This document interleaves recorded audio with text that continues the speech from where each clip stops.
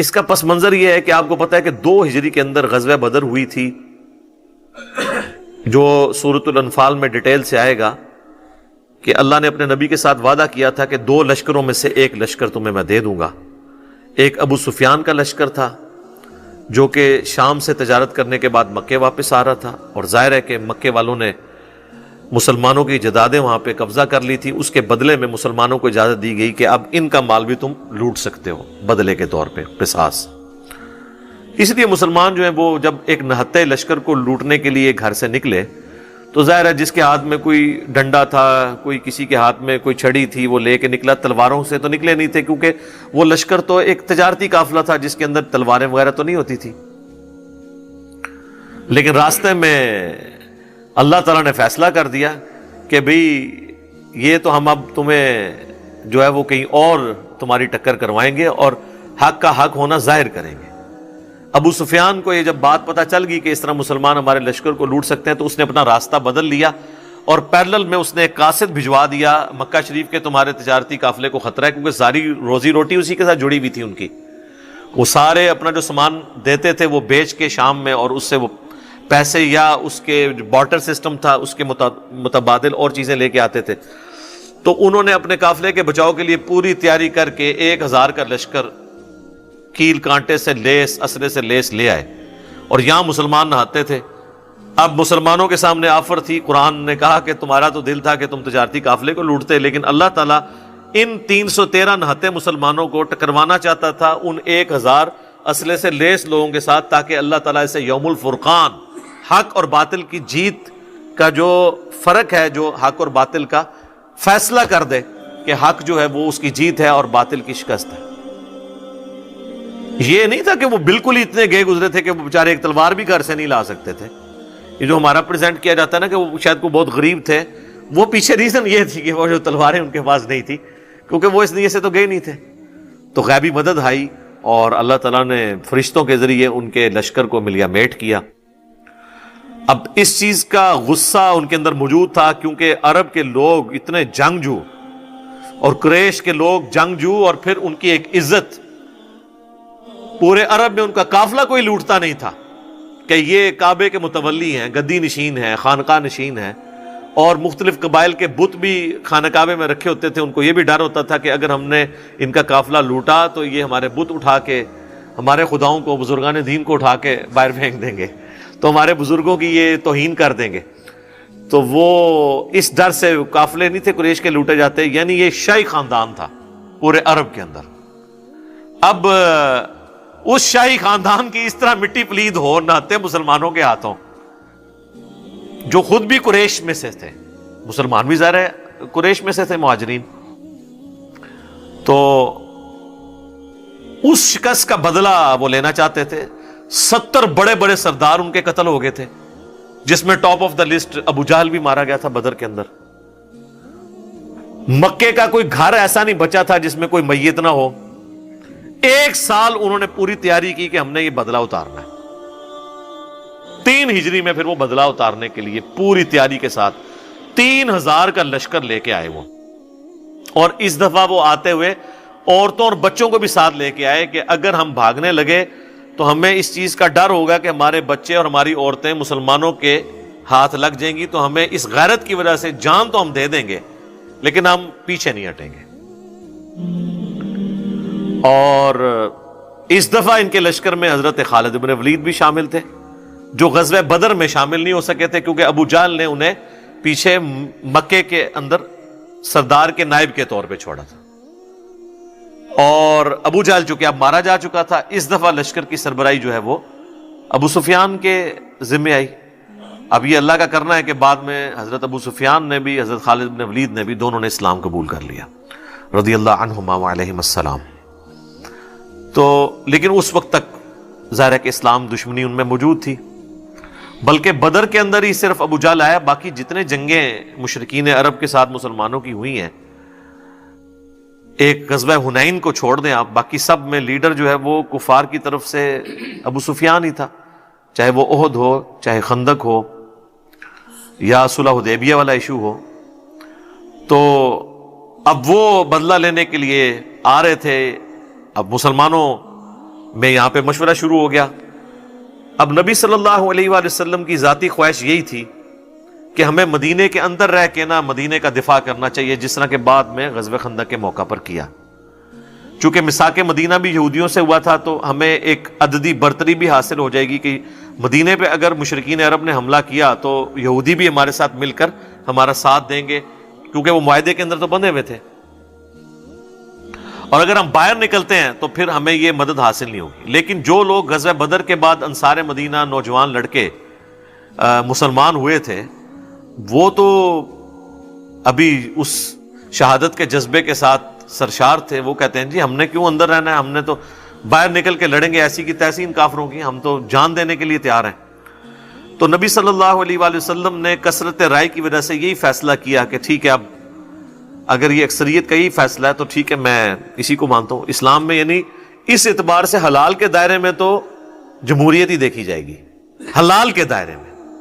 حرام کے معاملے میں دیکھا جائے گا اللہ کا حکم کیا ہے. تو اب یہ دونوں حلال تھے، یا مکے کے مدینے کے اندر رہ کے دفاع کرتے یا باہر.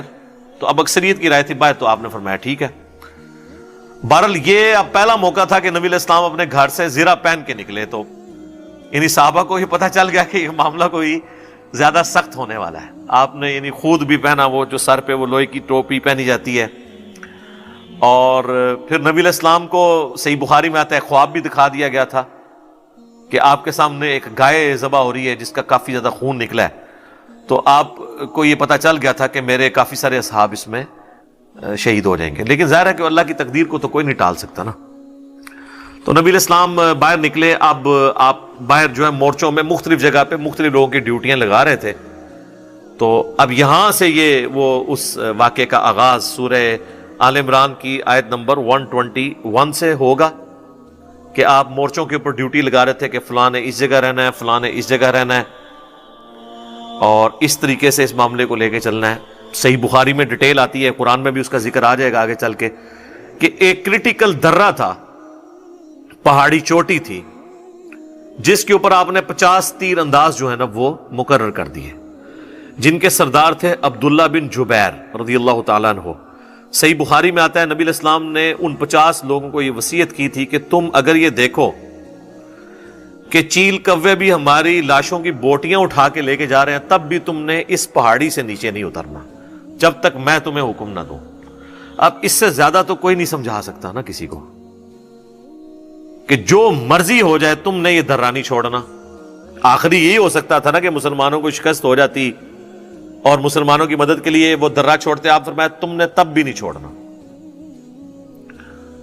لیکن وہی ہوا کہ جب جنگ میں مسلمانوں کا پلڑا بھاری ہوا تو کافر میدان جنگ چھوڑ کے بھاگ گئے، اور مسلمان جو ہے وہ ان کا پیچھا کرنا شروع ہو گئے، مال غنیمت جمع ہونا شروع ہو گیا.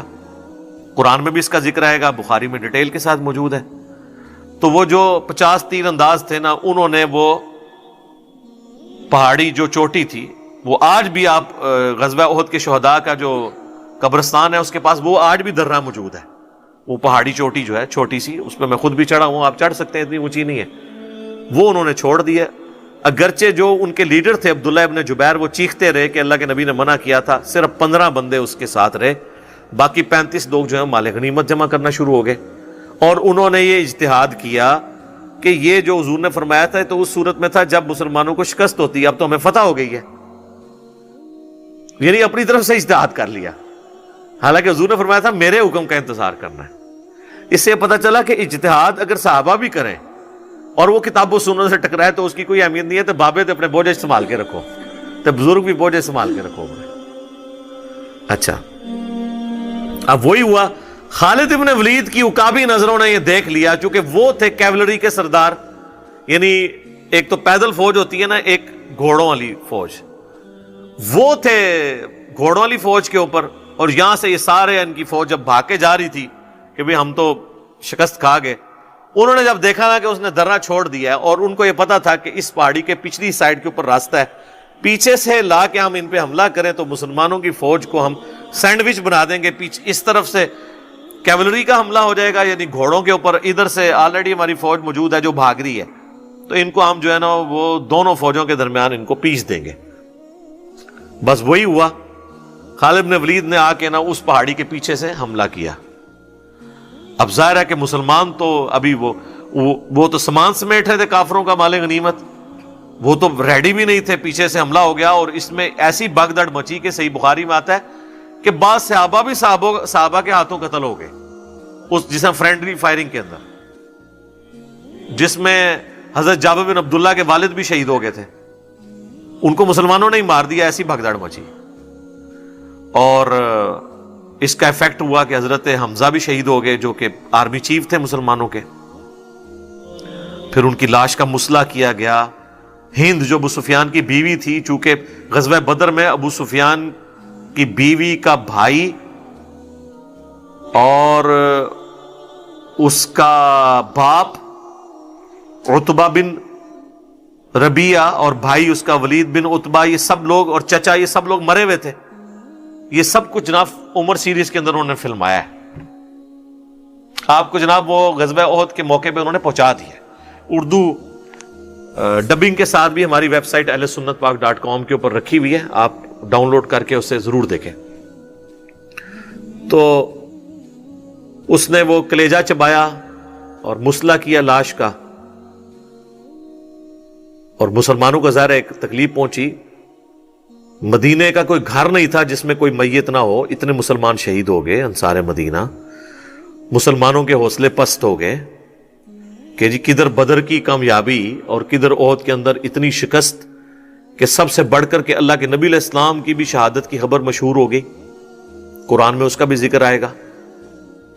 حتیٰ کہ کئی صحابہ نے تلواریں پھینک دی کہ اب تو حضور ہی فوت ہو گئے، اب ہم نے کس کے لیے لڑنا ہے. تو اللہ نے فرمایا کہ بھئی نبی تو پہلے بھی گزرے ہیں، اگر نبی علیہ السلام فوت ہو جائیں یا جنگ میں قتل کر دیے جائیں تو کیا تم اپنے دین سے الٹے قدم پھر جاؤ گے؟ ایسا تو نہیں ہے. اللہ تعالیٰ تو زندہ ہے اور اس کے دین کو لے کے چلنا ہے. اللہ تعالیٰ کا دین نبیوں کا محتاج تو نہیں ہے، نبی تو آئے اور چلے گئے، دین تو ہمیشہ رہنا ہے.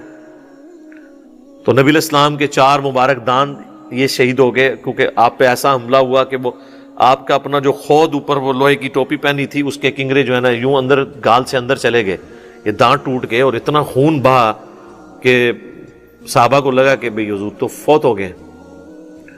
پھر بخاری مسلم میں آتا ہے کہ حضرت علی اور حضرت فاطمہ نے حضور کا زخم دھویا، اور حضرت علی ڈھال کو الٹا کر کے اس میں پانی لے کے آئے، حضرت فاطمہ نے زخم دھویا.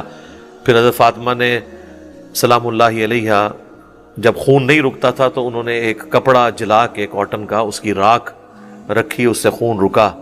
پھر آہستہ آہستہ یعنی معاملات سیدھے ہوئے. اسی دوران حضرت طلحہ جو ہیں وہ اپنے ہاتھوں کے اوپر وہ تیر روکتے رہے جو نبی علیہ السلام کی طرف آ رہے تھے. ان کے ہاتھ جو ہے وہ ایک شل ہو گیا.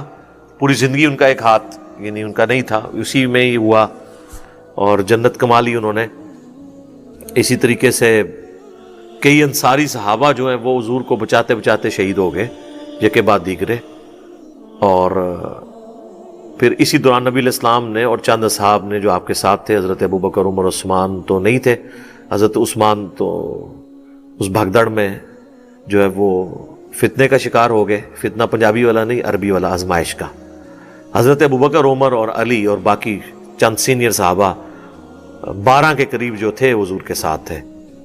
تو پھر آپ پہاڑ کی طرف چڑھ گئے، اور ادھر خالد بن ولید تو کہنے لگا کہ بھئی اب کام ان کا ختم ہی کر جائیں تاکہ مسئلہ ختم ہو جائے. ابو سفیان نے کہا کہ نہیں، یہ پہاڑ کے اوپر ہے، ہم اگر ان کا پیچھا کریں گے، یہ اوپر سے صرف پتھر بھی مارنا شروع کریں تو ہمیں نقصان ہو سکتا ہے. ہم نے بدلہ لینا تھا، لے لیا. تو پھر وہ واپس چلے گئے. پھر حضور علیہ السلام نے، صحیح بخاری میں آتا ہے، بعض اصحاب کو پیچھے بھیجا کہ تم نے جا کے اب ان کا تعاقب کرنا ہے، ایسا نہ ہو یہ پھر پلٹ کے واپس آ جائیں. تو اور یہ بھی ایک بہادری کی علامت تھی. پھر وہ پیچھا کرنے والے اصحاب میں بڑے بڑے صحاب حضرت علی اور باقی لوگ تھے جو پیچھے تک گئے. ان کے لیے بھی قرآن میں پھر اللہ تعالیٰ کی طرف سے آیا کہ یہ لوگ تھے جنہوں نے حضور کا ساتھ دیا اور کافروں پہ رعب ڈال دیا. پھر وہ واپس مڑ کے انہوں نے دیکھا نہیں ہے. اور بہرحال اس میں کئی ایک غلطیاں ہوئی جس کا خمیازہ پھر مسلمانوں کو بھگتنا پڑا. حتیٰ کہ جو حضور علیہ السلام کے دانت شہید ہوئے اس وقت آپ علیہ السلام کی مبارک زبان سے بھی ایک بات نکلی کہ اللہ ایسی قوم کو کیسے ہدایت دے سکتا ہے جنہوں نے اپنے نبی کا چہرہ خون سے رنگ دیا.